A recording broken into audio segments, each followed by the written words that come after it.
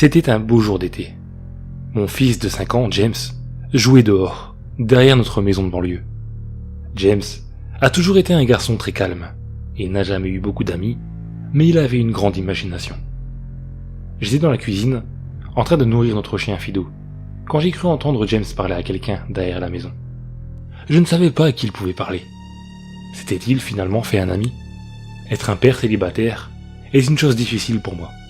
Surtout de garder un œil sur mon fils. Ainsi, je me rendis dehors pour le voir. Quand je me rendis dans l'arrière-cour, je fus un peu confus. James était la seule personne à être là. Se parlait-il à lui-même ? J'étais pourtant sûr d'avoir entendu une autre voix. Je lui ai dit qu'il était temps de rentrer. Il rentra donc immédiatement à l'intérieur et s'assit à la table de la cuisine. Il était environ midi quand je me décidai à lui faire un sandwich à la dinde. Je lui ai demandé à qui il parlait tout à l'heure. James a levé les yeux pendant un moment, puis m'a répondu en souriant qu'il jouait avec son nouvel ami. Je lui servais un peu de lait et je continuais à le questionner, comme tout bon père. Je lui ai demandé si son ami avait un nom et pourquoi il ne lui a pas demandé de manger avec nous. James m'a regardé un moment avant de répondre que son nom, c'était Jack Kiri. Je fus un peu étonné par ce qu'il avait dit. Je lui ai dit que c'était un nom un peu étrange et je lui ai demandé à quoi son ami ressemblait. Il a répondu que c'était un clown, qu'il avait les cheveux longs et un grand nez qui tourbillonnait et pointu. Il a dit qu'il avait de longs bras, un pantalon bouffant avec des chaussettes rayées, mais surtout qu'il souriait toujours. J'ai réalisé que mon fils parlait d'un ami imaginaire. Je suppose que c'est normal que les enfants de son âge aient des amis imaginaires, surtout quand ils n'ont pas d'amis. C'était probablement juste une phase. Le reste de la journée se passa comme d'habitude, et il commençait à se faire tard quand je me décidai enfin à mettre James au lit. Je le posai, lui donnai un baiser, et allumai sa veilleuse avant de fermer la porte. J'étais assez fatigué pour ma part, et je me décidai à aller au lit, quand peu de temps après, je fis un horrible cauchemar. Il faisait sombre. J'étais dans une sorte de parc d'attractions délabré. J'avais peur, je courais à travers un champ infini de tentes vides, manèges cassés et arcades abandonnées. L'endroit était horrible à regarder. Tout était noir et blanc. Les animaux en peluche, tous suspendus à des nœuds dans des huttes de jeu. Tous avec des sourires malades cousus sur leur visage. C'était comme si l'ensemble du parc me regardait, même s'il n'y avait rien d'autre de vivant en vue. Puis soudain, j'ai commencé à entendre jouer de la musique. Les sons de Pop Goes the Weasel qui se jouaient sur un squeezebox à travers le parc. C'était hypnotisant. J'ai suivi le son jusqu'à la tente de cirque, presque en transe, incapable d'arrêter mes jambes. Il faisait nuit noire, la seule lumière provenait d'un unique spot lumineux sur le centre du chapiteau. Alors que je marchais vers la lumière, la musique ralentit. Je me suis retrouvé à chanter, incapable de m'arrêter. La musique s'arrêta juste à son apogée. Et soudain, les lumières s'allumèrent. L'intensité des lumières était presque aveuglante. Tout ce que je pouvais voir, c'était une petite silhouette sombre en face de moi. Puis une autre est apparue. Et une autre. Puis une autre. Il y avait des dizaines d'entre eux et tous marchaient vers moi. Je ne pouvais pas bouger. Mes jambes étaient gelées. Tout ce que je pouvais faire était de regarder les obsédantes silhouettes qui s'approchaient. Comme elles se rapprochaient, j'ai pu voir que c'étaient des enfants. J'ai remarqué qu'ils étaient tous horriblement défigurés et mutilés. Certains avaient des coupures sur tout le corps. D'autres étaient gravement brûlés et d'autres n'avaient plus de membres, même plus d'yeux. Les enfants m'ont entouré, griffant ma chair, me traînant sur le sol, me déchirant de l'intérieur. Comme les enfants me griffaient, je m'évanouis, sous leur rire, horrible, diabolique et monstrueux. Je me suis réveillé le lendemain matin, dans une sueur froide. Après quelques respirations allaitantes, j'ai regardé autour de moi, et j'ai vu quelques-unes des figurines de James positionnées en face de moi sur ma table de chevet. J'ai soupiré. James s'était probablement réveillé tôt et les avait déposées ici. J'ai ramassé les jouets et je me suis dirigé vers la chambre de James pour voir s'il était réveillé. Mais quand j'ai ouvert la porte, il dormait encore. J'ai juste haussé les épaules et j'ai placé les jouets de nouveau dans son coffre à jouets et je me dirigeai vers le salon pour déjeuner. Un peu plus tard, James s'est réveillé à son tour et je lui ai fait son petit déjeuner. Il était calme et semblait un peu mou. Peut-être qu'il n'avait pas bien dormi non plus. J'ai décidé de lui poser des questions sur les jouets. Je lui ai demandé si c'était lui qui avait mis les jouets dans ma chambre. Ses yeux étaient tournés vers moi pendant un moment, puis rapidement, il se retourna vers son bol de céréales, et il a répondu que c'était Jack Kirry qui avait fait ça. J'ai levé les yeux et je lui ai dit qu'il devait demander à Jack Kirry de laisser ses jouets dans sa chambre. James a hoché la tête et a terminé son petit déjeuner. Puis, il a décidé d'aller jouer dans l'arrière-cour. Je suis allé me détendre dans le salon et j'ai dû m'assoupir, car je me suis réveillé quelques heures plus tard. Je me suis dit que je devais surveiller James et que c'était pas normal que je me suis endormi. Donc je me suis inquiété. 2 heures étaient passées et voilà que j'avais oublié ma résolution de le surveiller. Je suis sorti dans la cour, mais James n'était plus là. Cela commença à m'inquiéter. Alors je me suis mis à crier son nom. Je lui ai demandé où il était. C'est alors que j'ai entendu un rire provenant de la cour avant.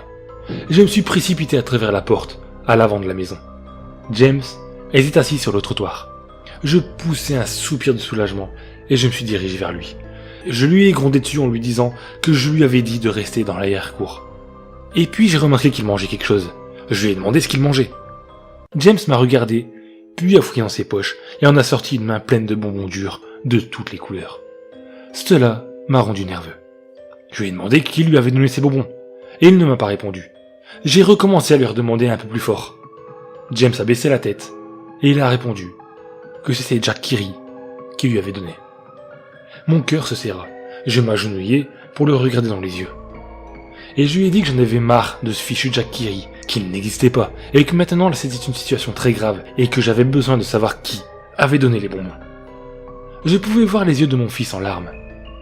Et il m'a répondu que c'était Jack Kirry qui lui avait donné ces bonbons. J'ai fermé les yeux, et j'ai pris une profonde aspiration. James ne m'avait jamais menti. Mais ce qu'il me disait était impossible. Je lui fis cracher les bonbons, et j'ai jeté le reste. James semble être en forme. Peut-être que j'ai eu une réaction excessive. Après tout, il aurait pu les avoir eus de la part de Tom et Linda d'à côté, ou de Monsieur Walker dans la rue. De toute façon, je vais devoir garder un œil sur James. Cette nuit-là, j'ai mis James au lit comme d'habitude, et j'ai décidé d'aller au lit tôt. Soudain, j'ai été réveillé par un grand bruit venant de la cuisine. Je sautai du lit et me précipitai dans les escaliers, paniqué. Quand je suis arrivé à la cuisine, je fus horrifié. Toutes les choses sur les comptoirs avaient été jetées sur le sol, et notre chien Fido était dans un état près de la mort. Son ventre était ouvert et bourré de bonbons, du même type que ceux que James mangeait plus tôt ce jour-là. L'état dans lequel j'étais fut rapidement brisé par un cri aigu venant de la chambre de James, suivi de gros bruits. J'ai vite attrapé un couteau dans le tiroir et gravi les escaliers avec la vitesse que seul un père dont l'enfant est en danger pouvait avoir. Je fonçai à travers la porte et allumai les lumières dans la foulée. Tout dans la chambre avait été renversé et jeté sur le sol. Mon pauvre fils était dans son lit, pleurait et tremblait de peur. Une piscine d'urine étalée sur les draps. Je pris mon enfant et courus hors de la maison. Puis j'allai du côté de la maison de Tom et Linda. Heureusement, ils étaient encore réveillés. Ils me permirent d'utiliser leur téléphone et d'appeler la police. Il n'a pas fallu longtemps pour qu'ils arrivent et pour que je leur explique ce qui s'était passé. Mais à ma grande surprise, ils fouillèrent la maison, mais tout ce qu'ils trouvèrent fut notre chien mort et nos 2 chambres saccagées. L'officier m'avait dit que quelqu'un était probablement entré dans ma maison et avait fait ça avant de fuir quand ils m'ont entendu monter l'escalier. Je savais que ce n'était pas vrai. Toutes les portes étaient verrouillées et aucune des fenêtres n'était ouverte. Le lendemain, James est resté à l'intérieur. Je ne voulais pas qu'il sorte de ma vue. Je suis allé dans le garage et j'ai trouvé son vieux moniteur pour bébé. Je lui ai confié, lui demandant de crier si quelque chose arrivait dans sa chambre ce soir. Enfin, j'allais être en mesure de l'entendre. Je suis allé dans la cuisine et j'ai attrapé le plus gros couteau dans le tiroir pour le mettre sur ma table de nuit. Ami imaginaire ou pas, je n'allais pas laisser quoi que ce soit faire du mal à mon propre garçon. Le soir est venu assez rapidement. J'ai mis James au lit, il avait peur, mais je lui ai promis que je n'allais pas laisser quelque chose lui arriver. Je lui ai donné un baiser et allumé sa veilleuse. Avant de fermer la porte, je lui ai dit tout bas que je l'aimais et je lui ai souhaité une bonne nuit. J'ai essayé de rester éveillé aussi longtemps que je le pouvais, mais après quelques heures, je me suis senti à la dérive. Mon bébé serait en sécurité pour la nuit et j'avais besoin de dormir. Au moment où je posais ma tête sur l'oreiller, j'entendis un bruit venant du moniteur pour bébé que j'avais confié à mon fils. Au début, ça ressemblait à des interférences, du type qu'une radio ferait. Puis, elle s'est transformée en un doux gémissement. James était endormi. Puis je l'ai entendu. Le rire de mon cauchemar, ce rire horrible. J'ai jailli du lit et j'ai attrapé le couteau sous mon oreiller. Je me suis précipité dans la chambre de James, laissant la porte ouverte. J'ai essayé d'allumer l'interrupteur de la lumière, mais il ne fonctionnait plus. Je fis un pas à l'intérieur, et je pus sentir un liquide épais et chaud sur mes pieds. Soudain, la veilleuse de James s'alluma, et je pus voir l'horreur absolue en face de moi. Le corps de James avait été cloué sur le mur, les ongles perçants à travers les mains et les pieds. Sa poitrine était grande ouverte, et ses organes pendaient au sol. Ses yeux et sa langue avaient été enlevés, en même temps que la plupart de ses dents. J'étais dégoûté, je pouvais à peine croire que c'était mon petit garçon. Puis, je l'ai entendu à nouveau, le désespéré doux gémissement. James était encore en vie. Mon bébé, mon pauvre bébé, tant de douleur à peine accroché à la vie. J'ai couru à travers la pièce et j'ai vomi sur le sol, mais ma terreur fut interrompue par un gloussement horrible venant de derrière moi. Je me retournai, tout en essuyant la bile sur ma bouche, quand sortant de l'ombre, est apparu le démon responsable de toute cette horreur. Jacques qui rit, la peau blanche telle la neige, et les cheveux noirs emmêlés jusqu'à ses épaules. Il avait des yeux blancs, entourés par des anneaux noirs, sombres. Son sourire, tordu, révélé par une rangée de dents aiguisées. Il portait un costume de clown noir et blanc, avec des manches longues et des chaussettes rayées. Son corps lui-même était grotesque, ses longs bras ballants le long de sa taille, et la façon dont il se tenait lui donnait un air presque squelettique, comme une poupée.